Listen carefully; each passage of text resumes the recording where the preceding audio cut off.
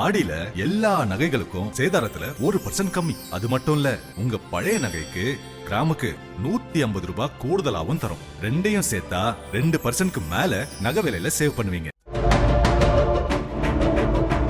தொகுதி மறுவரையறை விவகாரம் தமிழ்நாட்டை தாண்டி தேசிய அரசியலிலும் முக்கிய விவாதமாக மாறியுள்ளது. 543 உறுப்பினர்களை கொண்ட மக்களவையில் தற்போது 3 இடங்கள் காலியாக இருப்பதால் 3இல் 2 பங்கு பெரும்பான்மைக்கு 360 உறுப்பினர்களின் ஆதரவு தேவைப்படுகிறது. திரிணாமுல் காங்கிரஸ், சிவசேனாவின் உத்தவ் அணியைச் சேர்ந்த உறுப்பினர்களின் ஆதரவோடு என்டிஏவின் பலம் 329ஆக உயர்ந்துள்ளதாக கூறப்படுகிறது. இருப்பினும் பெரும்பான்மைக்கு இன்னும் 31 வாக்குகள் குறைவாக உள்ளன. இதனால் தேவையான எண்ணிக்கையை பெறுவதில் திமுக உள்ளிட்ட பிராந்திய கட்சிகளின் ஆதரவு பாஜகவுக்கு முக்கியமாகிறது. ஆனால் இங்குதான் பாஜகவுக்கு சிக்கல்.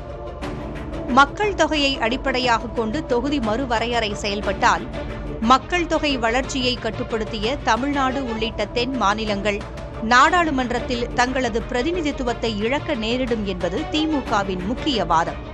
இதனால் தொகுதி மறுவரையறை நடவடிக்கைக்கு திமுக ஆதரவளிக்குமா என்பது கேள்விக்குறியாகியுள்ளது.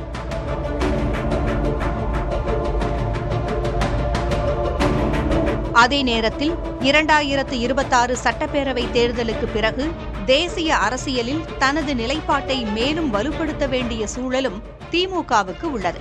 எனவே தொகுதி மறுவரையறை திமுகவுக்கு வெறும் தமிழ்நாட்டின் உரிமை பிரச்சினை மட்டுமல்ல, தேசிய அரசியலிலும் தனது பேரத்தை வெளிப்படுத்தும் வாய்ப்பாகவும் பார்க்கப்படுகிறது.